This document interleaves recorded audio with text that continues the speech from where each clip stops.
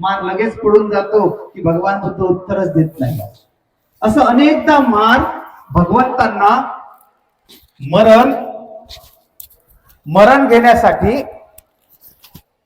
मरण घेण्यासाठी म्हणजे शरीर त्यागण्यासाठी खूप फोर्स करू लागला. परंतु हे सर्व बाजू असताना अजिबात भगवंतांनी त्याच्यावर हे केलेलं नाही, त्याच्यावर उत्तर दिलं नाही. परंतु दायकांनो एक समजून घ्या, ज्या वेळेस तथागत सम्यक संबुद्ध वैशाली या नगरीमध्ये होते आणि वैशाली नगरीमध्ये असताना एक तर वैशाली नगरीमध्ये तथागत सम्यक संबुद्ध होते, त्यावेळेस आनंद भंतेजी पण जवळ होते. आनंद भंतेजी जवळ असताना तिथे मार सुद्धा आला आणि मार येऊन लगेच तो मार आला आणि लगेच म्हणतो की भगवान, अनेक लोकांचं कल्याण झालं, अनेक लोक निर्वाणाचा साक्षात्कार झाला, अनेक लोक फलशोध झाले, अनेक लोक दुःखातून मुक्त झाले, आता तरी तुम्ही तुमचं शरीर त्यागून टाका. असं कोण म्हणतो? मार म्हणतो. कोणाला? बुद्धाला. आता हे समजून घ्या. आता येऊ नको रे भाऊ, चला तिकडं धम्मदेशता होता तो म्हणतात नको येऊ. तर हे समजून घ्या आपण की ज्या वेळेस महापरिनिब्बाण तथागत सम्यक संबुद्धांना मार जेव्हा आरूढ होत असतो, जेव्हा मार आरूढ होतो, तेव्हा भगवंत कोणतेही भविष्यात असो, भूतकाळात असो आणि वर्तमान काळात असो, जेव्हा जेव्हा सम्यक संबुद्ध महापरिनिब्बाणाची घोषणा करत असतात, तर ते घोषणा करत असताना एक लक्षात घ्या, त्यांचा जो सेवक असतो, उपस्थाक असतो, सर्वात महत्वाचं त्याच्या हातात ते अधिकार क्षेत्र असते. त्या जर उपस्थाकानं जर म्हटलं की भगवान तुम्ही काही निर्वाणाची अवस्था घेऊ नका, तुम्ही काय आता आपलं शरीर त्यागू नका, तर अजिबात सम्यक संबुद्ध शरीर त्यागत नाही. पण जर उपस्थाकाने जर समजा म्हटलं घेऊन टाका, तर लगेच घेतात, लगेच शरीर त्यागतात किंवा वेळ दिला जातो. आता हे समजून घ्या, ज्या वेळेस सिद्धार्थ भगवान सम्यक संबुद्धांना मार आरूढ झाला आणि आनंद भंतेजी बाजूला बसले होते, पण आनंद भंतेजी बाजूला बसले असताना ते आपल्या क्षेत्रात रममाण होते. ते आपल्या क्षेत्रात वाटचाल करण्यामध्ये, धावपळीमध्ये खूप जास्त हे होते. आणि त्यामुळे झालं असं दायकांनो, मार एकदा विचारतो बुद्धांना, मार दुसऱ्यांदाही विचारतो, मार तिसऱ्यांदाही विचारतो, आणि या तीनहीदा भगवंत आनंदाला विचारतात, अरे आनंदा, आता मी माझं महापरिनिब्बाण घेऊन घेऊ का रे? आता भरपूर लोकांचं कल्याण झालं असं मार म्हणत आहे, तर मी घेऊन घेऊ का? मी म्हातारा झालो असं मार म्हणत आहे, तर मी आपलं महापरिनिब्बाण घेऊन घेऊ का? असं उच्चारण भगवान तथागत सम्यक संबुद्ध आनंदाला विचारतात. आणि आनंद भंतेजी बाजूलाच असताना भगवंत पहिल्यांदा विचारतात. आनंद भंतेजी एकही उत्तर देत नाही, शांत राहतात. पुन्हा दुसऱ्यांदा आनंद भंतेजीला भगवान विचारतात, अरे आनंदा, मी आपला महापरिनिब्बाण घेऊन घेऊ का? आनंद काहीच बोलत नाही.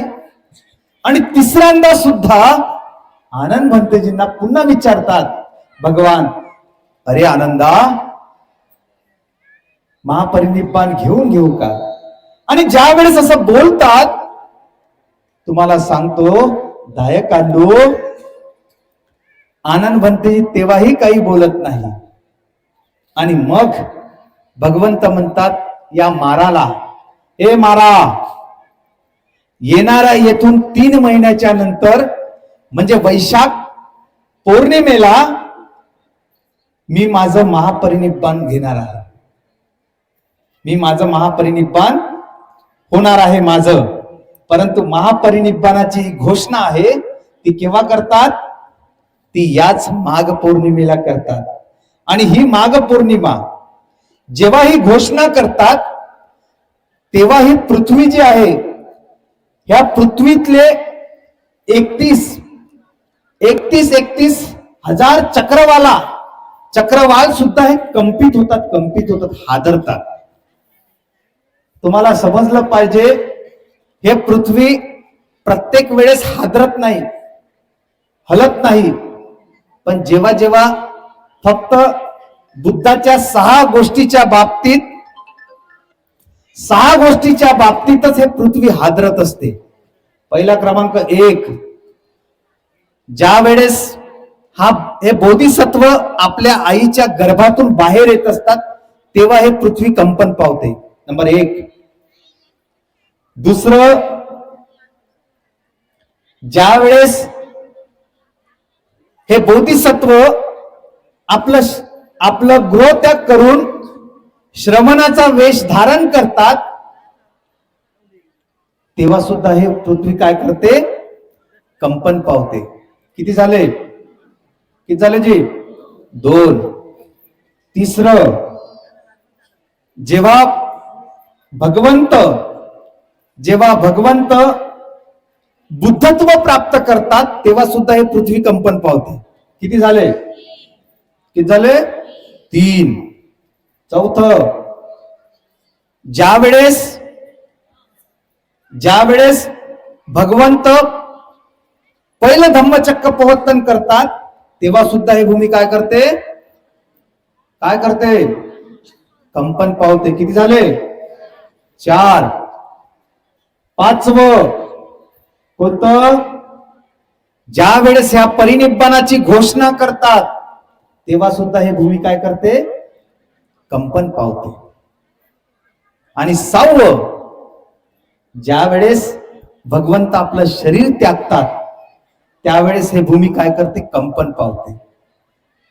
विद्यापीठामध्ये आम्ही पालीमध्ये असताना हा विषय निघाला होता. त्या विषयामध्ये असंच विचारण्यात आलं होतं की भंतेजी, असंच विचारण्यात आलं, हे कंपन म्हणजे काय मुळात? जेव्हा तुला सांगितलं बुद्धत्व प्राप्त झालं. हो, पुन्हा रिपीट करतो भंतेजी. पहिलं केव्हा जी गर्भातून बाहेर येत असताना 1 नंबर. दुसरं नंबर कोणतं? गृहत्याग करतात तेव्हा. तिसरं कोणतं? बुद्धत्व प्राप्त करतात तेव्हा. चौथं धम्मचक्र प्रवर्तन करतात तेव्हा. किती झाले? 5वं कुठं? ही येणारी माघ पौर्णिमा उद्याचा तेव्हा घोषणा करतात तेव्हा सुद्धा 5. आणि 6वं कोणतं? ज्या वेळेस महापरिनिब्बान होते त्यावेळेस हे 6. हे प्रत्येकाच्या बाबतीत होत नाही, हे फक्त सम्यक संबुद्धाच्या बाबतीत होते. तुम्ही म्हणाल भंतेजी पच्चेक बुद्धाच्या बाबतीत होईल का? नाही. तुम्ही म्हणाल अनुभुद्धाच्या बाबतीत होईल का? नाही. तुम्ही म्हणाल अरहताच्या बाबतीत, अजिबात नाही होत. फक्त हे सम्यक संबुद्धाच्याच बाबतीत या गोष्टी होत असतात, कारण बुद्ध हे बुद्धच असतात. आणि बघा, ज्या वेळेस ही घोषणा करतात आणि घोषणा केल्यानंतर ज्या वेळेस महापरिनिब्बानाची घोषणा केली जाते, तथागत सम्यक संबुद्ध म्हणतात, काही दिवसाने वैशाली नगरीवरून भगवंत सम्यक संबुद्ध लगेच वाटचाल करत कुशीनाराच्या दिशेने वाटचाल करतात आणि एका चैत्याजवळ जाऊन, नदीच्या एकदा बाजूला जाऊन आनंदाला म्हणतात, अरे आनंदा, आता माझे महापरिनिब्बानाचे काही दिवस उरलेले आहेत रे, पण या काही दिवसात मी सांगितलेला जो सद्धम्म आहे, आणि तुला जर काही समजलं नसेल धम्म तर मला विचारून घे, असा जेव्हा शब्द आनंद भंतेजी भगवान बुद्ध आनंदाला म्हणतात, आनंद भंतेजींना, त्यावेळेस काय होते, आनंद भंतेजी जसं माहिती पडते की मी काही दिवसात महापरिनिब्बान घेतो आहे, आनंद भंतेजींचं रडणं सुरू होते. बघा, या संपूर्ण भगवंताचे जेवढे जेवढे आर्य श्रावक आहेत, जेवढे ते रडले नसतील तेवढे आनंद भंतेजी रडले, तेवढे सर्वात जास्त आनंद भंतेजी रडलेत. आणि सर्वात जास्त धम्मामध्ये प्रश्नचिन्ह उत्पन्न करणारे कोणी असतील तर ते आनंद भंतेजीच होते. मला मागच्या वेळेस मी आंबोड्याला असताना एक धम्मदेशना देत असताना एका उपासिकेने मला प्रश्न विचारला, आणि त्या प्रश्नामध्ये उपासिका ते म्हणतात की भंतेजी, भगवान बुद्धाचा उपस्थाक हा व्यक्ती अरत का बरं नसते? एखादी व्यक्ती अरत का नसते? भगवंताचा सेवक जो असते, जसं आनंद भंतेजी आहेत, पण आनंद भंतेजी अरत नव्हते, मग अरत व्यक्ती का राहत नाही? अनागामी का राहत नाही सेवा करणारा? तर त्याचं कारण असं आहे, उपासकांना समजून घ्या. एखादी जर व्यक्ती अरत जर प्राप्त जर असेल तर त्याला सर्व प्रश्नाची उत्तर मिळालेले आहेत, त्याला निर्वाणाचा साक्षात्कार झालेला आहे, मग तो कशाला प्रश्न विचारेल का? पण एखादी श्रोतापन्न व्यक्ती असणारा जर व्यक्ती असेल तर त्याच्या चित्तात प्रश्न जास्त उत्पन्न होतात, आणि म्हणून तो जास्त बुद्धाला प्रश्न विचारून उत्तर मिळवण्याची त्याची ती क्षमता असते. म्हणून भगवंताचा जो कोणी उपस्थाक असतो, हे उपस्थाक तुम्ही कोणीही बघा, हे चुल्ल श्रोतापन्न नाही जमत त्यांना पूर्ण श्रोतापन्न असलं पाहिजे. सकृतगामी ठीक आहे, पण अनागामी बन नाही जमत. अनागामी सुद्धा व्यक्ती हा त्यांचा उपस्थाक राहत नाही. म्हणून आनंद भंतेजीचा तुम्ही कधीही जरी अभ्यास करत असाल तर बघत असताना एक लक्षात घ्या, त्या आनंद भंतेजीचं अनेक जन्माचं पुण्यकर्म आहे. तो म्हणतो की काही होऊन जाऊ द्या, संकल्प करतो की जेव्हा जेव्हा हे जन्माला येतील, हे व्यक्ती जन्माला येतील, तेव्हा तेव्हा मी यांचा उपस्थाक म्हणून राहील, संकल्प केला होता. म्हणून त्या आताही ते भगवंताचे त्याला खूप पुण्यकर्माची गरज असते. मग दायकांना असं माहिती पडते, आणि असं माहिती पडलं, आणि रात्रीच्या वेळेस भगवंत घोषणा करतात, आणि घोषणा जशी झाली संपूर्ण गाव पातळीवर वैशाली नगरीमध्ये माहिती पडते, अरे भगवान महापरिनिब्बान घेणार आहेत.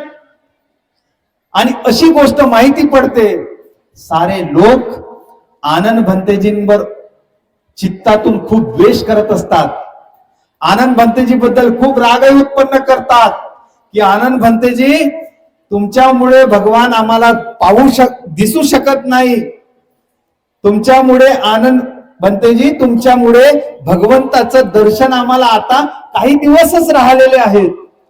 असं करत करत भगवंत ज्या वेळेस त्या सायंकाळी त्या नगरीतून जेव्हा जात असतात, दायकांनो निघत असतात बाहेर, तर साऱ्या दायकांचे अश्रू एवढे अनावर असतात.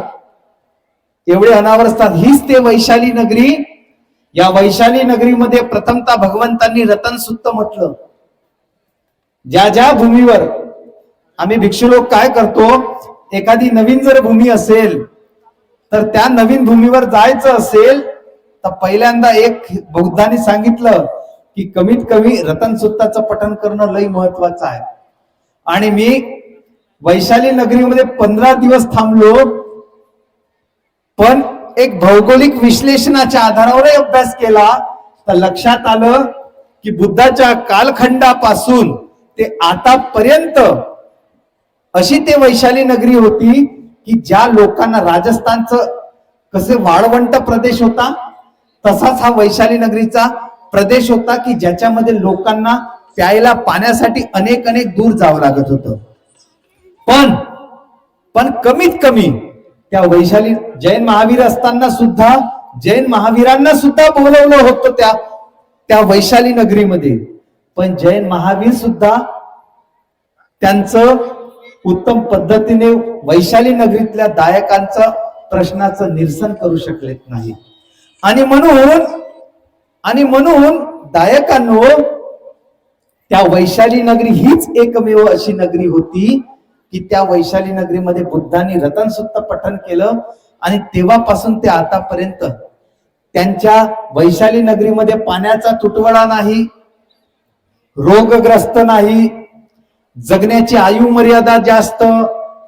आणि तुम्ही बघत असाल तर सर्व अन्नधान्याने सर्व बहरलेलं प्रदेश म्हणजे वैशाली नगरी. आजही तुम्हाला त्याचा इतिहास पाहायला मिळतं तुम्ही जर अभ्यास जर करत असाल. बुद्ध निघून जातात आणि मग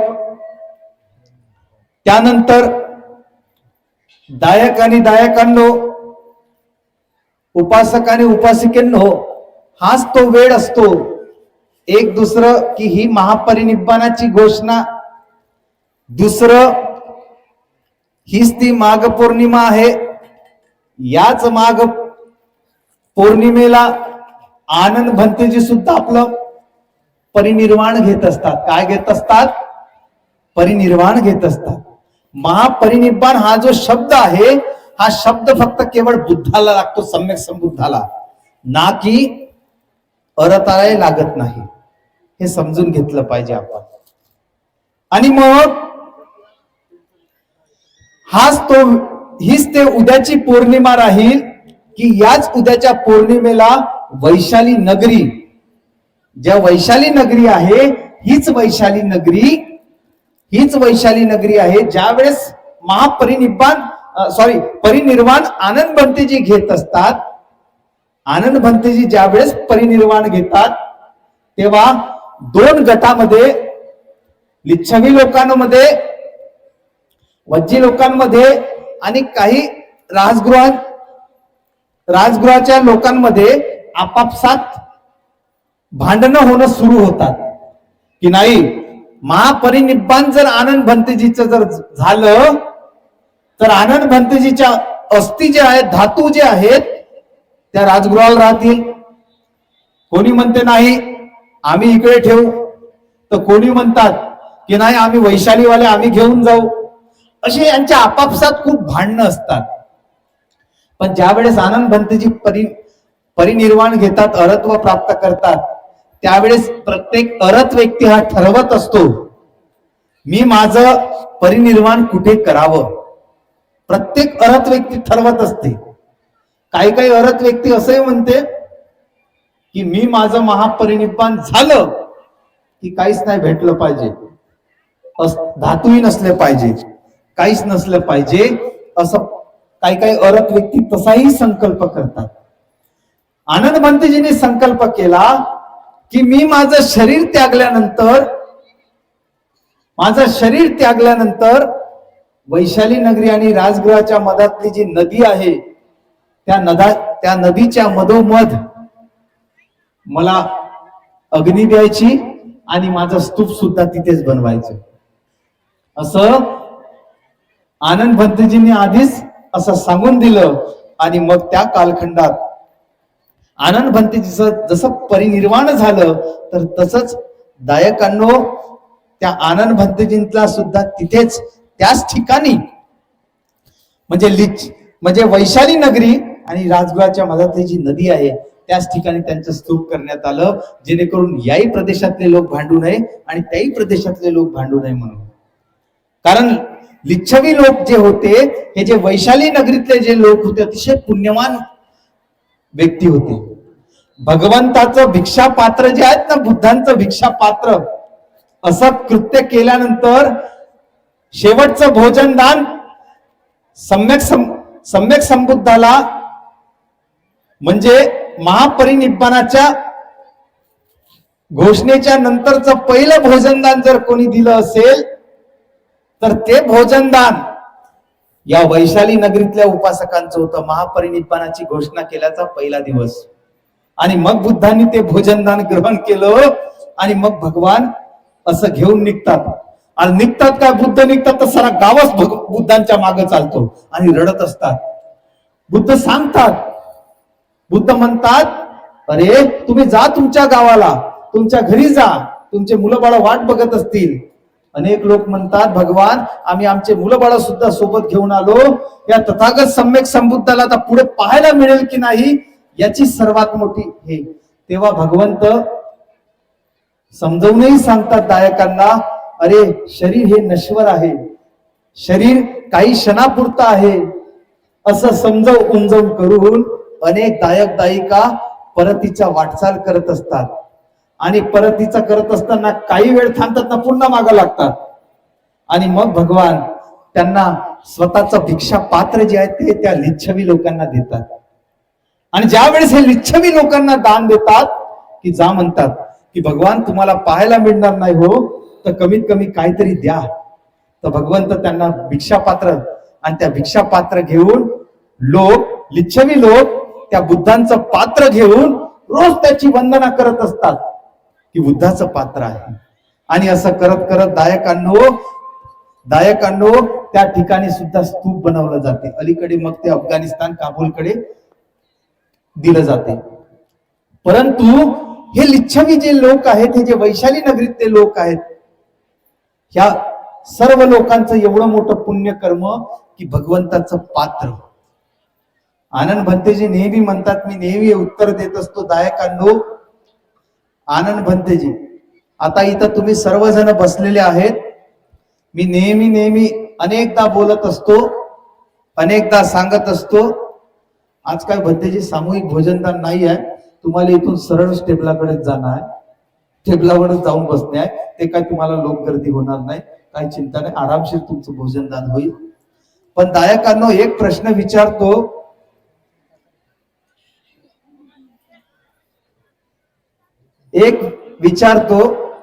सर्वात महत्वाचं आणि खरं खरं सांगाल बरं का, माकडं तुम्ही जर सांगितलं तर जायच्या वेळेस पोट दुखन तुमचं, मले मनाचं नाही हो, कोण खरं खरं सांगायचं.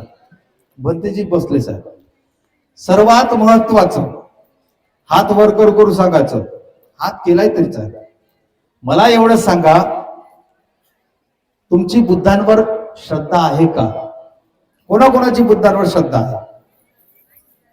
तब्येत बिघडली, बोधिवृक्षाकडे ताराबाई गेडाम बोधिवृक्षाकडे तब्येत बिघडली, यांचे पती देवचंद गेडाम यांची प्रकृती बिघडल्यामुळे बोलवून चालले जा तिकडं आणि त्यांची ट्रीटमेंट करा, हॉस्पिटल तिथे आहे. हा, तुमची श्रद्धा आहे का जी बुद्धांवर? किती लोकांची मला पाहू द्या बरं. बापा लईच झाले ना हात. चला भाऊ, तू आहे ना, तुमची आहे ना, ठीक आहे, चल. आता एवढ्या लोकांची बुद्धांवर श्रद्धा आहे की नाही? पण मी कधी असं वाचण्यात नाही आलं, चला तुमची बुद्धांवर श्रद्धा आहे, बरोबर ना? आता बुद्धांच्या किती गुणांची तुम्ही वंदना करता? किती गुणांची? 9 गुणांची. तुम्ही किती गुणांची वंदना करता? 12 गुणांची, हो का जी? 5 जास्त जोडले का? किती गुणांची वंदना करता तुम्ही? किती? 24 गुणांची. बापरे, मी एक विचारलं तर तुम्ही समोरच पुढे बोलतात. तर बुद्धांची आपण वंदना करतो, तुम्ही आपली सर्वांची श्रद्धा आहे म्हणता, पण मला सांगा, तुमची धम्मावर किती लोकांची श्रद्धा आहे? हात वर करा. धम्मावर किती लोकांची श्रद्धा आहे? बापरे, लईच पोचताय. हो. संघावर किती लोकांची श्रद्धा आहे? हात वर करा. चला बरं, काय लोकांच्या आकुडे हातात, म्हणजे अर्धी. हो, माझी तशी श्रद्धा बुद्धांवर आहे, पण काय तुमच्या एवढी एकदम एवढा हात वर नाही वर होत, कारण माझी श्रद्धा आहे थोडी डामाडोल. कधी असते, कधी कधी संपते, कधी कधी जागृत होते, कधी कधी नाही राहत. हो, पण कधी कधी अतिश्रद्धा उत्पन्न होऊन जातात, पण कधी कधी काहीच नाही. माझ्या काम असं आहे म्हणून मी हातही नाही वर केला. 2-3 लोकांना सांगा, म्हणजे अलाउन्स करा, कोणी सेवा देणार असेल सेवा द्या, मला कचरा खूप पडलेला आहे. हो, जायच्या वेळेस सांगतो ना. हा? हो, नाही होती ना, मग तो मला शिव्या देतील ना. करा ते बरं. कोण नाही शिवाय देत. मला नाही देत? हो, सांगतो. सर्व आमच्या उपासक उपासिका आहेत. ताई थांबा ना, थोड्या वेळानंतर. ताई खूप वेळानंतर खाली बसून राहत आहे. हो ताई, मला माहिती आहे, कल्पना. बसा खाली बसा, तिकडं महत्वाचा विषय सुरू आहे. बसा खाली बसा. इकडं समोर येऊ नका, खाली बसा. तर आपली सर्वांची बुद्धांवर श्रद्धा आहे, दादा पण म्हणतात. पण माझं अजूनपर्यंत वाचण्यात आलं नाही की जेव्हा जेव्हा भगवंताच्या भेटीला उपासक उपासिका जायचे तर भगवंताच्या जवळ कधी चप्पल घेऊन जायचे का भाऊ? बरोबर की नाही? नाही आणली चप्पल? चपलेच्या खाली कोण बसलं? तुम्हीच बसल्या ना? मग तरी म्हणता माझी श्रद्धा आहे. ह्या उपासिका तर चपलाचा नंबरच दाखवतात समोरच. ते बरं झालं भंतीर म्हणलं नाही तर स्टेजवर येत होत्या चपला. एवढे मोठे राजा प्रसेनजीत जेव्हा जेव्हा बुद्धांना भेटायला यायचा, आपले चपला आणि जोडे 300 मीटर अंतरावर काढायचा. किती मीटर अंतरावर? 300 मीटर अंतरावर. तुम्ही किती मीटर अंतरावर?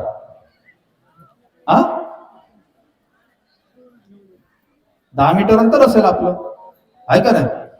तरी म्हणता माझी श्रद्धा बुद्धांवर खूप आहे. मी बघितलं आमच्या सोबत अनेकदा दायक दायिका बांगलादेशाला येतात. अनेकदा मी त्यांना जाणीवपूर्वक दाखवत असतो, शिकवत असतो. मी त्यांना विचारलं, बघा म्हटलं ते चपला वगैरे. एक तर बांगलादेशामध्ये असताना तिथल्या येणाऱ्या ज्या उपासक उपासिका विहाराच्या बाहेरच चपला, म्हणजे त्या कंपाऊंडच्या बाहेरच काढतात आणि विहाराच्या आतमध्ये चपला का त्या प्रिमायसेस मध्ये सुद्धा चपला घेऊन येत नाही. ती श्रद्धा त्यांची बुद्धांवर आहे. एकदा विचारलं त्यांना, का तुम्ही चपला जोडे इथं आणत नाही? तर ते म्हणतात, बनतेजी आम्ही कसं आणणार? कारण बुद्धांनी पहिला नियम हाच सांगितला की जो व्यक्ती चप्पल घालून असेल, जोडे घालून असतील, त्या व्यक्तीला धम्म सांगता येत नाही. आणि समजा ज्या ज्या व्यक्तीने चपला आणल्या किंवा घालून असतील तर समजून जायचं, पुढच्या जन्मात मनुष्य म्हणून जरी जन्माले आले तर पाय राहणार नाही, पाय राहत नाही. मी काय आपल्या हातचं नाही सांगत, हो मी बुद्धांची हे सांगतो. आता पहा ना, काय काय किती चांगले आहेत, पण काऊन त्यांचे पाय दुखतात? याचं कारण आहे, धरतात आणि भिक्षू संघाकडेच पाय दाखवतात, धरतात आणि कधी बुद्धांकडेच पाय दाखवतात. तर त्या कम्माचा तो विपाक आहे.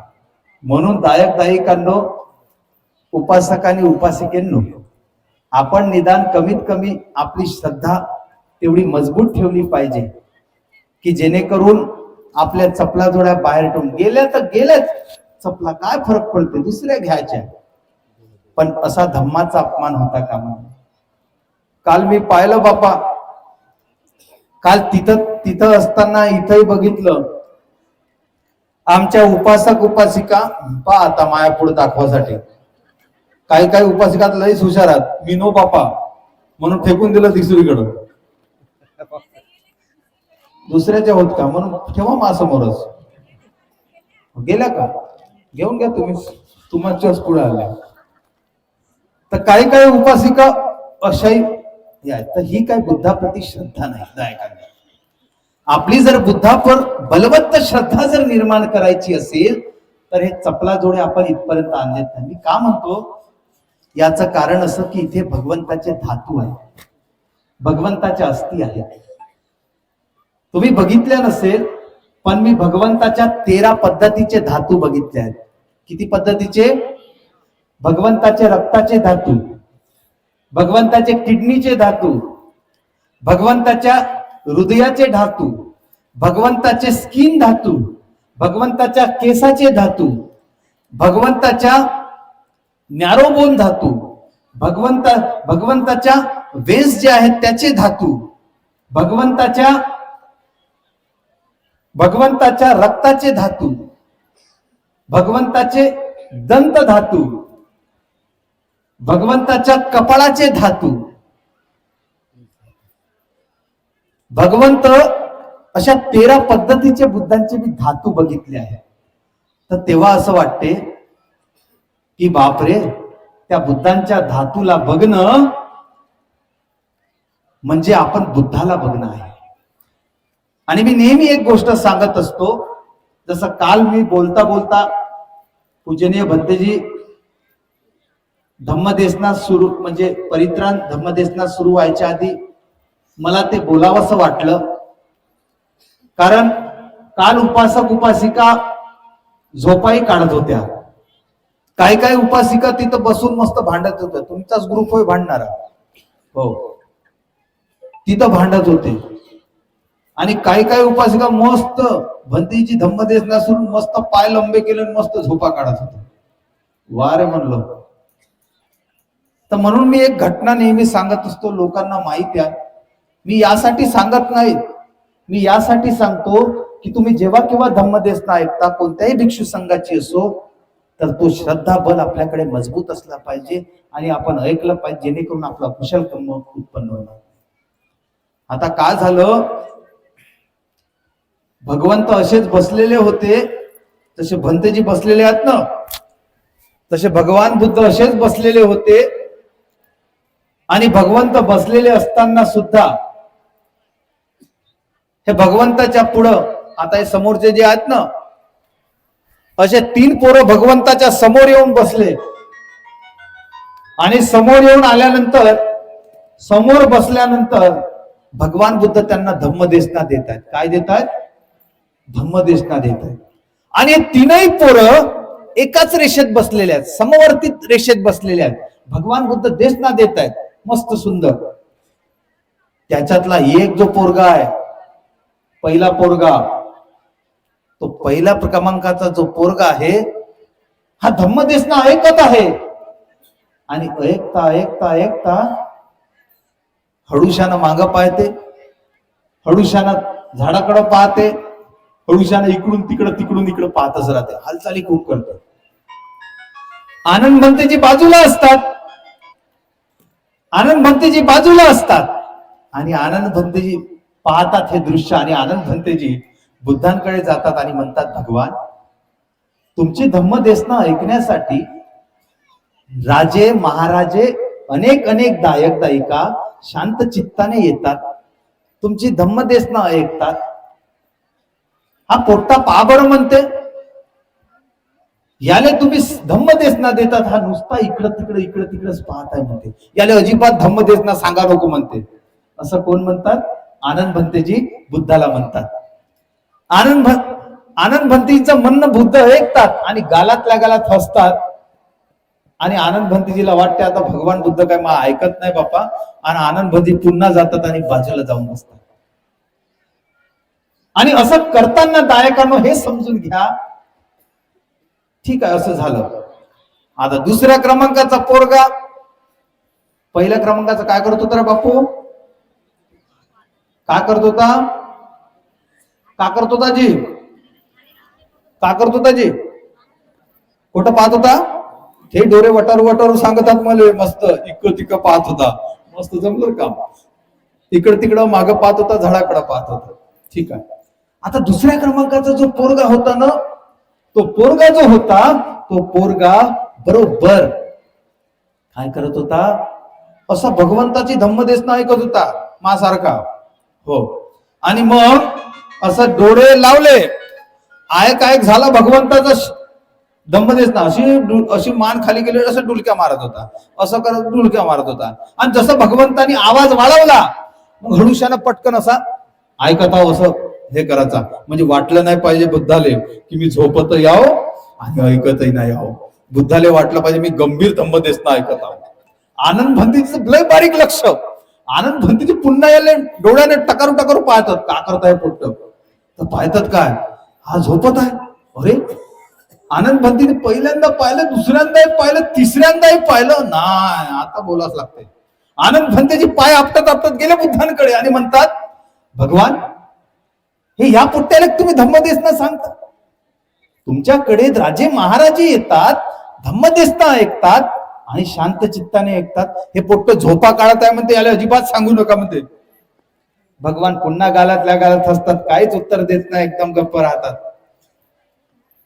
आणि मग गायकांनो हे समजून घ्या. आता हे झाल्यानंतर आनंद भंतेजींना वाटते की बुद्ध माय का ऐकत नाही बापा, लगेच साहेब बाजूला बसतात. पुन्हा तिसऱ्या क्रमांकाचा जो पोरगा असतो, तो तिसऱ्या क्रमांकाचा जो पोरगा तो बरोबर कान देऊन ऐकत असतो. एक एक शब्द न शब्द असे हात जोडतो आणि हात जोडून गुडघ्यावर बसतो आणि एक एक धम्मदेशना एक एक शब्द न शब्द ऐकत असतो. आनंद भंतेजी खूप आनंदित होतात आणि पुन्हा बुद्धांकडे धावत पडत जातात आणि म्हणतात भगवान यालेच तुम्ही धम्मदेशना जास्त सांगा म्हणते. ह्या दोन पोट्ट्यांना सांगाच नको म्हणते, हे बरोबर ऐकत आहेत म्हणते. आणि असं म्हटल्याबरोबर असं जेव्हा म्हणतात आणि म्हटल्याबरोबर भगवंत पुन्हा गालातल्या गालात हसतात. आनंद भंतेजी म्हणतात मी बुद्धाला काय असं बोललो की भगवान बुद्ध माझ्या एकाही प्रश्नाचं उत्तर देत नाही, निव्वळ गालातल्या गालात हसत आहेत म्हणते. जाऊ दे म्हणते यांले नंतर पाहिन म्हणते. आता हे पोरं धम्मदेशना एक एक होतात आणि निघून जातात बुद्धाला वंदन करून. आणि सायंकाळचा वेळ असतो आणि आनंद भंतेजी म्हणतात भगवान काहूनजी म्हणतात सकाळी मी तुम्हाला 3 प्रश्न विचारले होते, तुम्ही माझे उत्तरच दिलं नाही म्हणते. कोणतं म्हणते? बुद्ध म्हणतात आनंदा कोणते? अशी सकाळी 3 पोरं होते म्हणते तुमच्या पुढं म्हणते आणि 3ही पोरांना एकसारखी धम्मदेशना. 3ही पोरांना कशी एकसारखी धम्मदेशना आणि एकसारखी धम्मदेशना असताना सुद्धा या 3ही पोरांचे स्वभाव गुणधर्म वेगवेगळे का? धम्मदेशना तर एक आहे, सरळ रेषेत बसलेले आहेत, अंतर समान आहे, पण तरी सुद्धा ह्या 3ही पोरांचे स्वभाव वेगवेगळे का? असं जेव्हा बुद्धाला प्रश्न विचारतात आनंद भंतेजी तेव्हा बुद्ध म्हणतात अरे आनंदा हा पहिल्या क्रमांकाचा पोरगा काय करत होता म्हणते. पहिल्या क्रमांकाचा पोरगा काय करत होता? तर बुद्ध म्हणतात काय करत होता जी? काय करतो? इकडं तिकडं पाहत होता म्हणते. आता बुद्ध म्हणतात अरे आनंद हा जो पहिल्या क्रमांकाचा जो पोरगा होता हा अनेक जीवनामध्ये माकडाच्या योनीत होता. कोणत्या योनीत? काही पुण्यकर्म होती, मनुष्य म्हणून जरी जन्माला आला पण तो माकडाचा स्वभाव घेऊन आला. काय घेऊन आला? माकडाचा स्वभाव घेऊन आला. म्हणून तो आता सुद्धा मनुष्य म्हणून जरी आहे पण तो माकडासारखा वागत आहे म्हणतात. हो का जी म्हणतात? हो म्हणतात. मी तुम्हाला काय म्हणत नाही बरं, तुम्ही मागं पुढं पाहणार माणसं नाही. हो हो.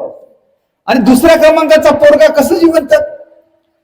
अरे आनंदा हा जो दुसऱ्या काय करत होता? झोपा काढत होता. हा जो दुसऱ्या क्रमांकाचा जो पोरगा होता हा काय करत होता?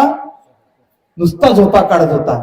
तर बुद्ध म्हणतात अरे आनंदा हा अनेक जीवनात सापाच्या योनीत होता.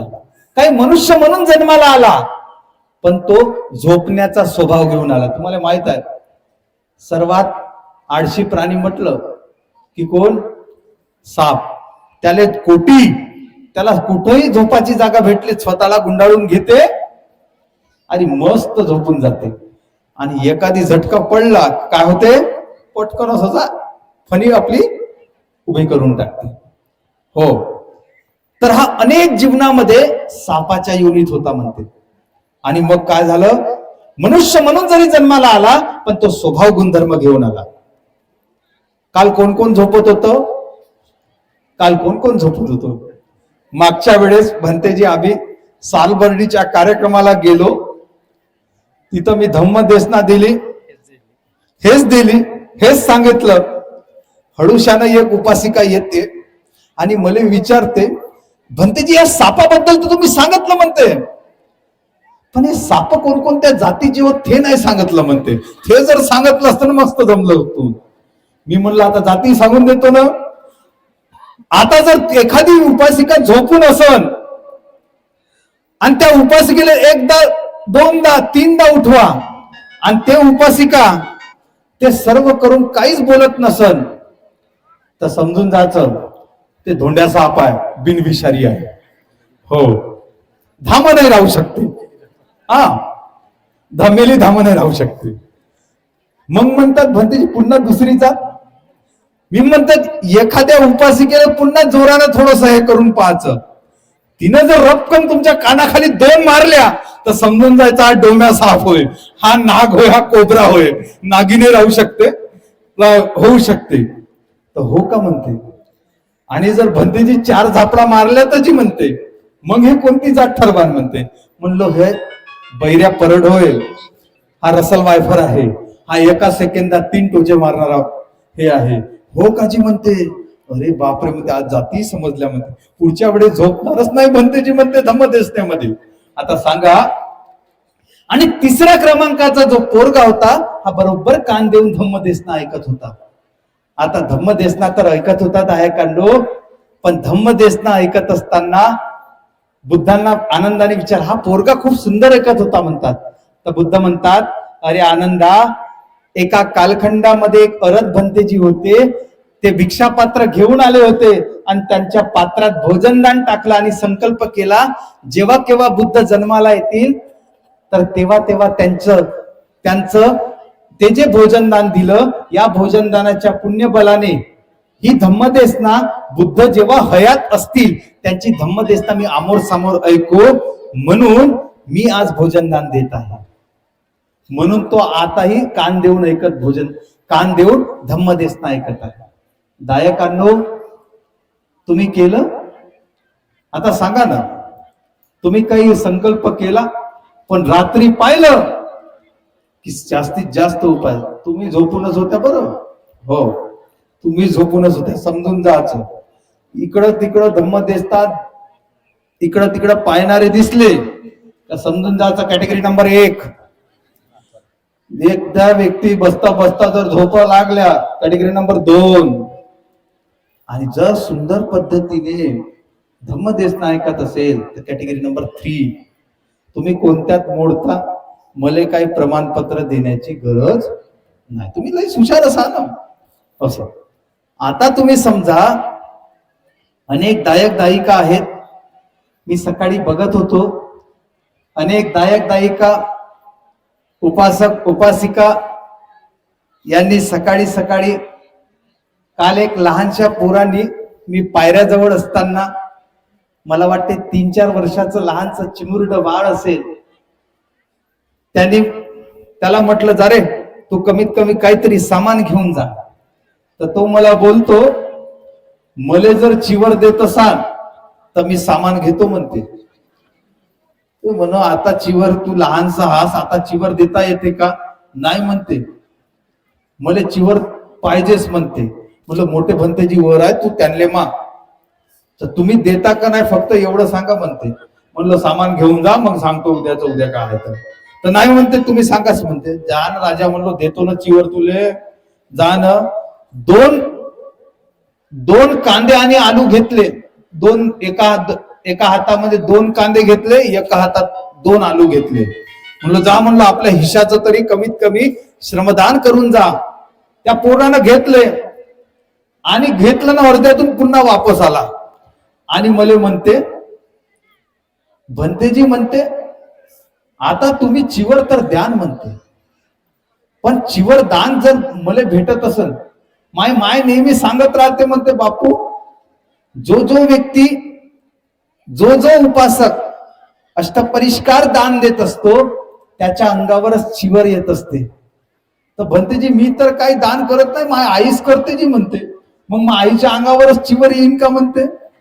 मी म्हणलो, तू पहिले आलू कांदे घेऊन जा, नंतर मग मी तुला सविस्तर सांगतो ते कोणाला भेटन काय भेटते. पोरग असं नाही येतं पोटा आहे तर. कधी कधी एवढं प्रश्नचिन्ह उपस्थित, हे खरं आहे हे खरं आहे.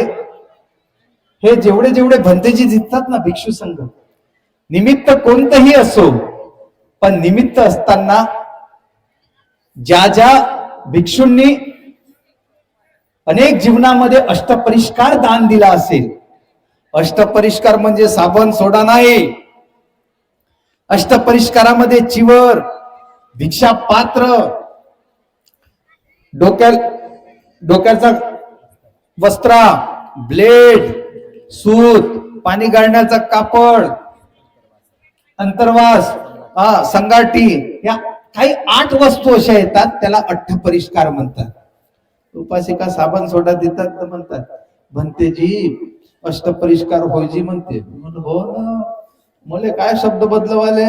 म्हणलं हो तर होस, मी काय कशाला सांगायला जातो. तर जो जो उपासक उपासिका अष्टपरिष्कार दान देतो तर समजून जायचं. मी कधी कधी भंतेजींना म्हणतो, कधी कधी आता भंतेजी धुतांगाचं चिवर असल्यामुळे त्यांचं अधिष्ठान आहे म्हणून ते चिवर कोणाचं स्वीकारत नाही. कधी कधी एकदा भंतेजीला विचारूनच घेतलं की भंतेजी एवढे लोक चिवर आणतात पण तुम्ही काही स्वीकारतच नाही म्हणते. हे चिवर आम्ही स्वीकारतो म्हणते. तर भंतेजी म्हणतात तुमचंच पुण्य जास्त आहे म्हणते मापेक्षा. मी म्हणलो काऊ अजी, हे तुम्हालाच पाहून देतात, आम्हाला पाहून देत नाही. तर नाही म्हणते, ज्यांचा हात लागला तर खऱ्या अर्थाने त्याचंच पुण्य राहतो म्हणतात. असं भंतेजी नेहमी सांगत असतात. तर आम्ही जेवढे जेवढे इथे भंतेजी आहोत, जुने असतील, नवीन असतील, तरुण असतील, म्हातारे असतील आणि तारुण्यात असतील, जे जे भिक्षू आहोत, मी कधी चिंतन करतो की भंतेजी आपल्या अंगावर का चिवर आला. तर समजते की मी कधीतरी कोणत्या तरी जीवनामध्ये अष्टपरिष्कार दान दिलं असेल, कोणत्या ना कोणत्या भिक्खू संघाला अष्टपरिष्कार दान दिला असेल, म्हणून मी कमीत कमी निदान आमच्या अंगावर चिवर तरी आलं. मग कधी म्हणतील उपासिका मग यानं चिवर काऊन सोडलं, त्याचं पुण्य तेवढंच होतं म्हणून त्याने चिवर सोडलं. पण जे जे आहेत ते ज्या ज्या उपासकांनी आहेत. आता मी मगाशी बघितलं, आलेबेदरच्या उपासक उपासिका बघितल्या, मुंबईच्या उपासक उपासिका बघितल्या, त्याने सुंदर पद्धतीने अष्टपरिष्कार दान आणलं. आता मला सांगा, तुमची बुद्धांवर खूप श्रद्धा आहे, तुम्हाला माहिती आहे, पण निदान कमीत कमी त्या बोधिवृक्षाला वंदन करण्यासाठी तुम्ही तुमच्या घरून एखादी तरी फुल आणलं का? काही लोकांना, पण काही लईच खऱ्यात ते अजिबात नाही ना, काही होच म्हणतात ना, काही मानाय नाही हलवत.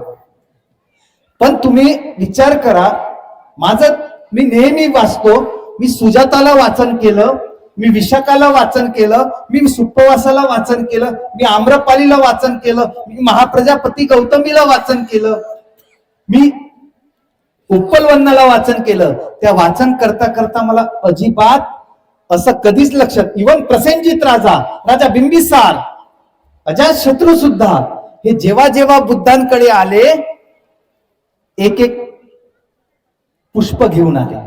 आणि पुष्प कोणतं? कमळाचं पुष्प. कोणतं पुष्प? कमळाचं पुष्प ते घेऊन आले. आणि ते कमळाचं पुष्प घेऊन येत असताना दायकांनो, 7 वेळेस सम्यक संबुद्धाला दान देण्याची परंपरा आहे. 7 वेळेस. तुम्ही काय करता? मगाशी मला कमळाचं पुष्प दान दिलं, तुम्ही काय करता? एवढंसं घेता आणि दान देऊन देता. तर मी कधीच असं वाचन केलं नाही. पण दायिकेंनी एक सुद्धा जर पुष्प बुद्धाला दान देण्यासाठी जर आणत नसतील, मग त्यांना धम्मदेसनेचा लाभ काय होईल?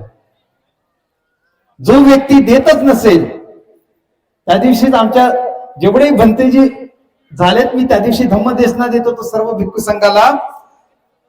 धम्मदेसना देता देता भिक्खू संघाला म्हटलं, या संपूर्ण जम्बूद्वीपामध्ये एकमेव विशाखाचा सासरा एकमेव व्यक्ती आहे मिगार सेठ, तो आपल्या सुनीला म्हणतो, अगं विशाखे, पुढचा जर जन्म होईल तर तू माझी आई राहशील आणि मी तुझा मुलगा म्हणून राहील. कारण त्या मिगार सेटला आपल्या सुनीमध्ये एका आईचे गुणधर्म दिसले, म्हणून त्या मिगार एकमेव असा व्यक्ती होता. का म्हटलं? कारण हा मिगार सेट एक नंबरचा कंजूस व्यक्ती होता. ज्या वेळेस मिगार सेट भोजनदान घेत होता, करत होता सोन्याच्या प्लेट मध्ये, त्यावेळेस हा मिगार सेट, एक भंतेजी आले, लगेच पाठ फिरवली. विशाखाला वाटलं की वा लक्ष नसन, दुसरीकडे गेला, पुन्हा पाठ फिरवली. भंतेजी दुसऱ्या बाजूने आले, पुन्हा पाठ फिरवली.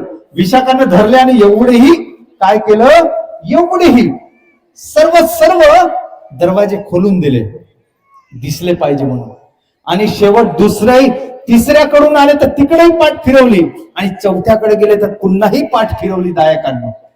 आणि असं फिरवता फिरवता झालं असं दायकांनो, झालं असं की शेवटच्या दरवाज्यावर विशाखा गेली आणि म्हणते, भंते भगवान मला माफ करा, मी इथे नवीन नवीन सून आहे. त्यांचे पाय धुतले आणि म्हणतात, मी तुम्हाला शिळं अन्न दान देऊ शकत नाही. हे शब्द ऐकता बरोबर मिगार सेटला खूप राग आला आणि म्हणतात, मी शिळं अन्न खातो, माझ्या सुनीनं आता सुंदर भोजनदान तयार केलं, तिनेच वाढलं आणि माझी बदनामी करते भंतेजींकडे आणि म्हणते की शिळं अन्न. जेव्हा 5 लोकांमध्ये 5 पंचामध्ये निर्णय होतो कोर्टामध्ये, तेव्हा कोर्टामध्ये विचारलं जाते की का ग विशाखे, तू असं बोलले आहेस का? तर म्हणतात, हो मी बोलली आहे. पण काय कारण? तर म्हणतात, माझा आशय नव्हता तसा. मी म्हणत होतो की माझे सासरे जे आहेत ते सोन्याच्या ताटात जेवण करतात, आज त्यांच्याकडे अमाप संपत्ती आहे. हे का आहे? कारण त्यांनी अनेक जीवनामध्ये दानादी पुण्यकर्म संग्रहित केलं, म्हणून त्यांच्याकडे ते दान, म्हणून त्यांच्याकडे एवढी संपत्ती आहे की ती संपत्ती आज ते सोन्याच्या ताटात जेवण करतात. म्हणजे काय केलं? म्हणजे मागच्या जीवनात जे काही दान दिलं, पुण्यकर्म केली, त्याचा प्रभाव म्हणजे काय झाला, आज तो सोन्याच्या ताटात भोजन दान करतात. मग आता सांगा, म्हणते या जीवनात ते भिक्खू संघाला भोजन दान नाही देतील, भोजन दान जरी देणार नाही, मग तुम्ही मला सांगा, म्हणतात या जीवनात ते काहीच पुण्यकर्म करणार नाही, तर हे मागचं शिळं अन्न खाल्ल्यासारखं झालं ना म्हणे. आणि हे शिळं अन्न मला माझ्या सासऱ्यांना खाऊ द्यायचं नाही. मला माझ्या सासऱ्यांना येणाऱ्या जीवनात सुद्धा सोन्याच्या ताटातच भोजन मिळालं पाहिजे, हा मी विचार करतो. म्हणून मी माझ्या सासऱ्याकडून पुण्यकर्म करून घेण्याची मी भूमिका वठवत असतो. म्हणून मी जाणीवपूर्वक माझ्या सासऱ्यांना बोललो की तुम्ही शिळं अन्न घेता. हे जे काही तुम्हाला वैभव मिळालं ना, अनेक उपासक उपासिका आहेत, अनेक उपासक उपासिका म्हणतात की भंतेजी, कोण्या उपासिकेला वाटलं मी सुंदर दिसलो नाही पाहिजे? प्रत्येक उपासिकाला वाटतं मी सुंदर दिसलो पाहिजे. पण तुम्हाला एक छोटासा इलाज सांगतो. तुम्ही आपल्या चेहऱ्यावर खूप काही पैसे खर्च करता, तुम्ही रोज किंवा एकदा जरी शुद्ध चित्तातून बुद्धाला, फक्त शुद्ध चित्तातून एक कमळाचं पुष्प जरी दान दिलं ना, तर बुद्ध म्हणतात, एक कल्पापर्यंत तुमच्यासारखं कोणी सुंदर दिसणार नाही. तुमच्यासारखं काय म्हणतात, कोणीच सुंदर दिसणार नाही, असं कमळाचं पुष्प. पण तुम्ही काय, कमळाचंही पुष्प नाही आणलं ना, झेंडूचे फुलं आणले ना, काय उपासिका तर याच्यापेक्षाही मतलबी भंतेजी कडून इथूनच उचलतात, ठेव म्हणते तेच वारे मेरे पठ्ठे, म्हणजे इथंच जमा करा, इथूनच घ्या ना. आपण येतो खाली, खाली तुम्ही इथून धम्म घेऊन चालले, पण धम्म ऐकत असताना आपण काय देऊन चाललो ते महत्वाचं आहे. तुमच्यासाठी तर एवढं पुण्यवान आहात की भगवंताचे बोन धातू, कॉलर बोन, भगवंताचे कॉलर बोन, भगवंताचे हृदयाचे धातू तिथे ठेवलेले आहेत. बुद्ध म्हणतात, जो व्यक्ती त्या चैत्याला एक पुष्प जरी दान देत असेल, कमळाचं पुष्प, तर समजून जायचं ज्या वेळेस बुद्ध हयात असतील तेव्हा जेवढे पुण्यकर्म होते, तेव्हा त्यांच्या चैत्याला, त्यांच्या धातूला जरी हे दिलं तरी ते तेवढंच पुण्यकर्म संग्रहित होते. हो, वेगळं होत नाही. आता फुलं तर सोडा, फुलं तर सोडा, तुम्ही भंतेजीला दान देण्यासाठी एक पाण्याची बॉटल सुद्धा नाही आणली. काय काय उपासिका, द्यानजी भंतेजी एक बाटल. अरे, ज्या दायिका दान देतात ते झाली भिक्षूंची प्रॉपर्टी, आहे का नाही? उपासक उपासिका दान कोणाला पाहून देतात? संघाला पाहून देतात. आणि उपासिका इथूनच म्हणतात ना, काय काय उपासिका आवडाव नाही पाहत, इकडे तिकडे हळूहळू सरकव सुरकव करतात, काय होत नाही म्हणते पाणी पिलं तर. तसं करणं म्हणजे सुद्धा चोरी होते, बुद्ध म्हणतात. हे फुलं सुद्धा तुम्ही भंतेजींकडून घेताना तिकडच देता, ते सुद्धा चोरीमध्ये मोडते, न विचारता घेणं. ज्या व्यक्तीने श्रद्धेने आणलं त्यांनी दान दिलं म्हणजे झालं, पण येथूनही तुम्ही घेता, जमणार आहे का तशात? अजिबात नाही.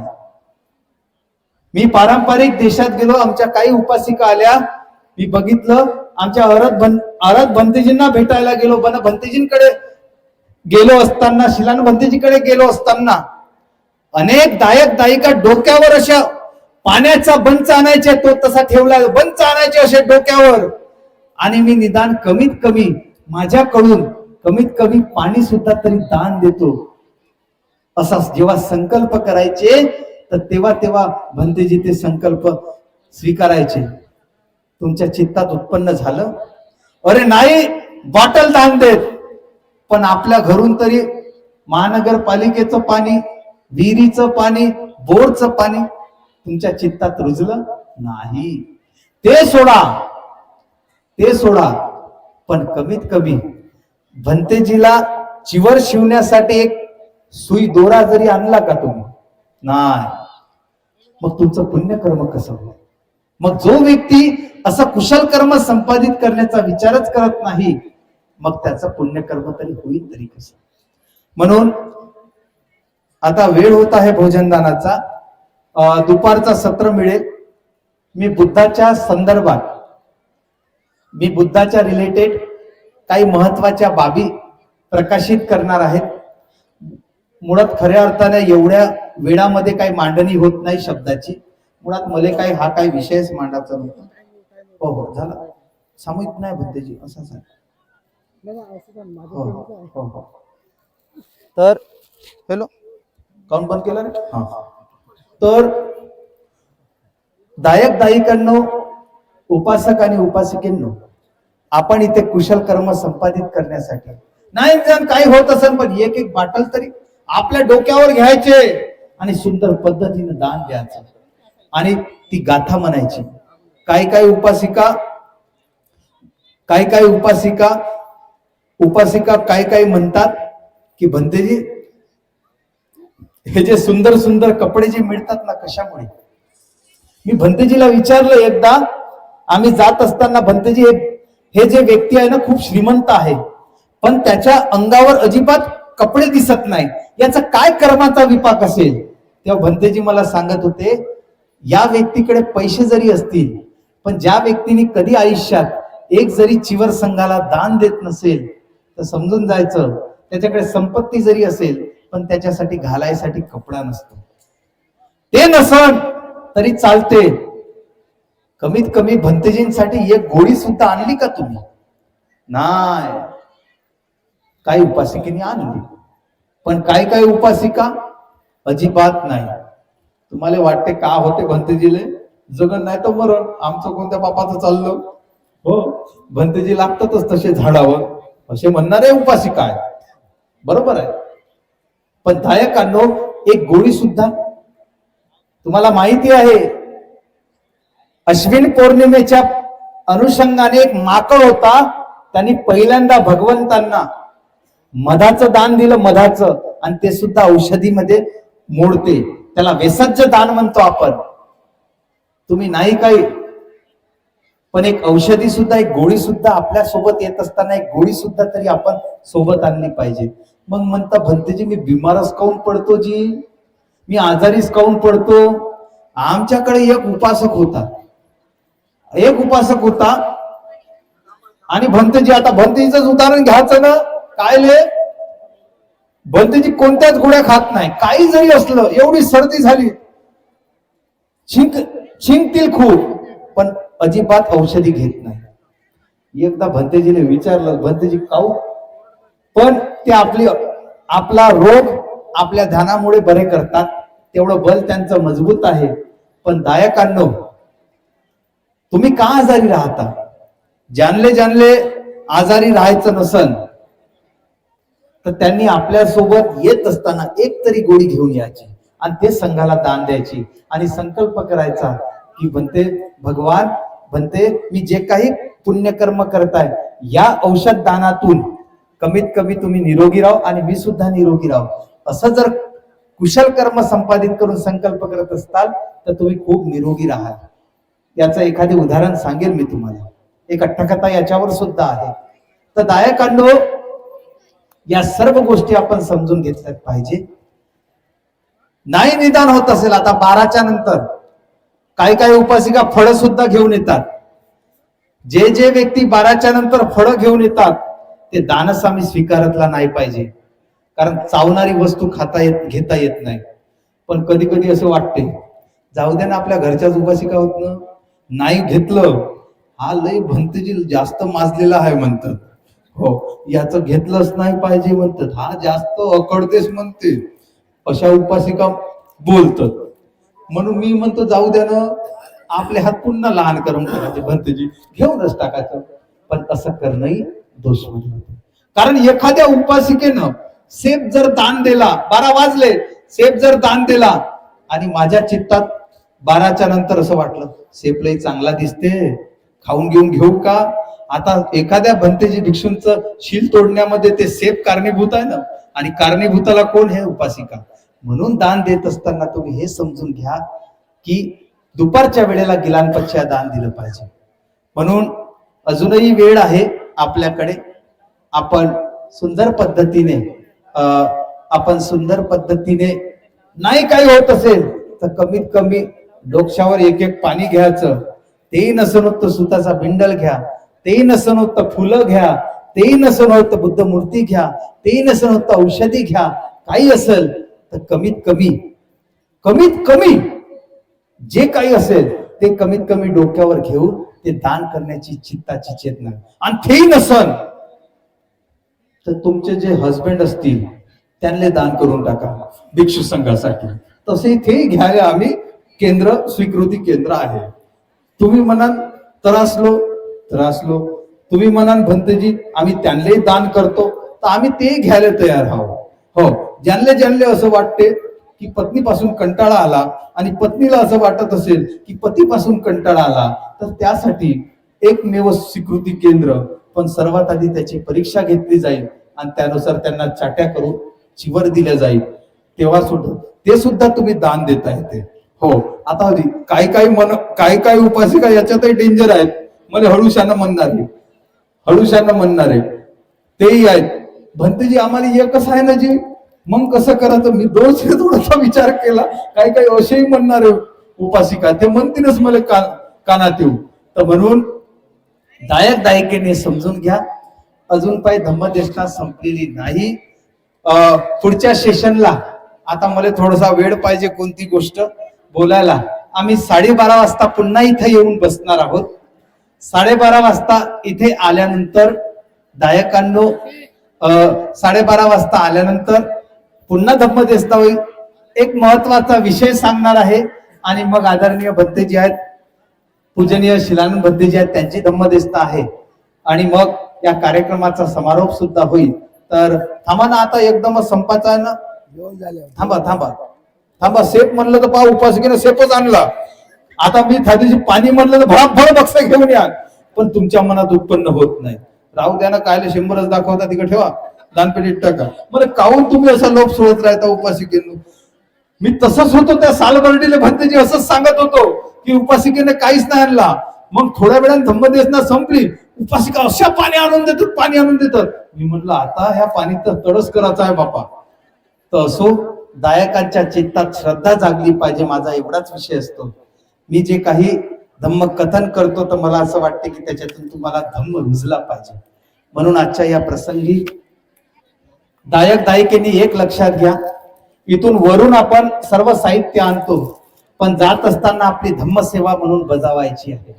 जाता जाता हा संपूर्ण परिसरात आपण जो केरकचरा असेल, काही म्हणून मी केलंच नाही, अहो नाही केलीस तर नाही केलीच बाई, पण कमीत कमी हा केरकचरा तरी साफसूफ कर. पन्न्या गिन्या लागल्या तर मी देईन तुम्हाला, उचल वाचल कराले. हो न जर त्याले असंही नसन पाहिजे, काय काय लोकांना रोजगार हमीची योजनाच पाहिजे असेल तर 5 रुपयाच्या किलोनं मी सुद्धा कचरा घेऊ शकतो, तुम्ही मला आणून देऊ शकता. तर काय काय उपासिका तसंही करू शकतात. आणि काय तरुण पोरं आहेत, तरुण पोरं बोताकाजीची मंडळी, आता जाच्या वेळेस टार्गेट नको द्या, ज्याच्या वेळेस आपल्या सोबत एक एक वस्तू आपण सोबत घेऊन जाऊ, म्हणजे तुमची आमची सर्वांची खूप जास्त मदत होईल. तुमच्या सर्व सहकार्यातून हा कार्यक्रम पार पडतो. म्हणून आपल्या शब्दांना विराम देत असताना आपल्या सर्वांना आशीर्वाद देतो. हा जोडा सर्वांनी ते चपला गिपला नको दाखवायची, त्या चटाईच्या खाली ठेवता तुम्ही. पुढच्या जन्मात ज्यांनी ज्यांनी चपला आणल्या तर पाय राहणार नाही, तेव्हा मी डॉक्टर नाही राहील, हो तेव्हा मी तुम्हाला काही लावू देणार नाही. पण पुढच्या महिन्यात तुम्ही लंगडता काऊन, तुम्हाला दुखणं काऊन भरते, हे याच्यामुळे.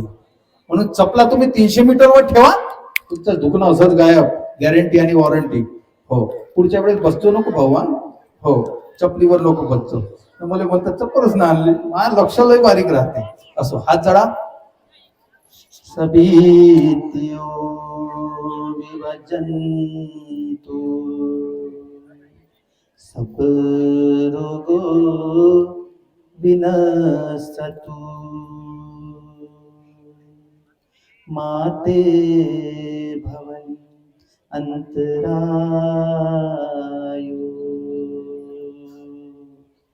सुखी दीर्घायु को भव.